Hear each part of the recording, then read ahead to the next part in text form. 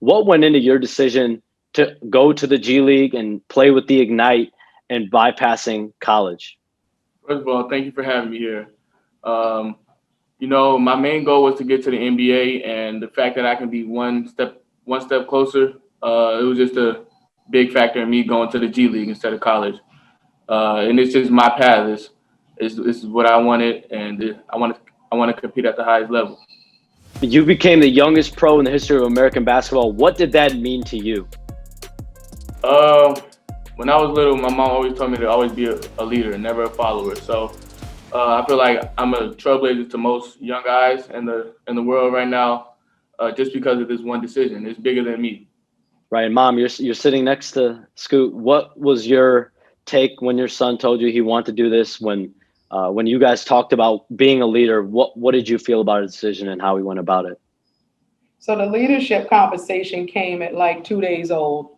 And just, my husband and I always supporting all of our children with any of their endeavors, whether it be basketball, playing a guitar, music, whatever they wanted to do that was positive, we've always been there.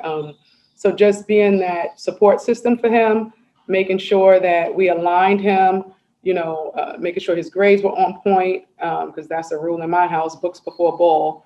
And just, when he spoke it to us, I knew that he was serious about it. And so we just did whatever we could to make sure we positioned him to be able to compete. His work ethic is unmatched. And so seeing that from age 4 and 5 years old, even on the football field, it was just incredible. So we knew he was serious when he came to us and saying, look, I want to do this.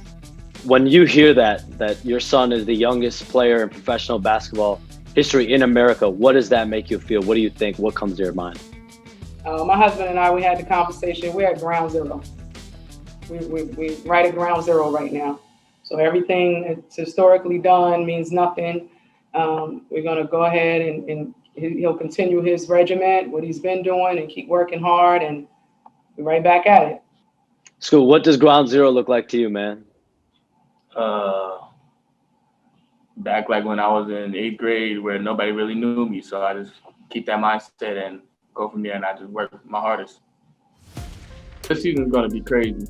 We have just three talented guys on one team, just playing at the highest level, just competing. And I know we all got that dog in us.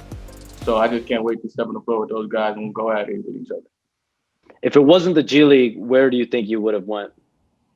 Um, just based off the relationships I had with a lot of coaches, there was various amounts of schools that I could have went to.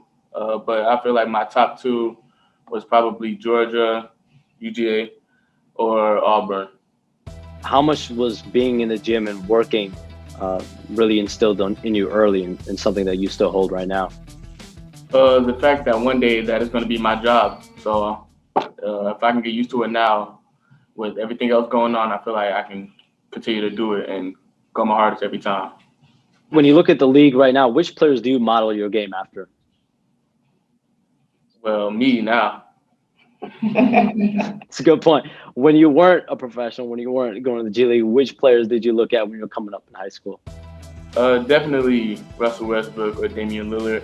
Really, with Dame and Russell Westbrook, just their work ethic. Like I said, I know people around them, coaches, so they always just tell me they never stop working.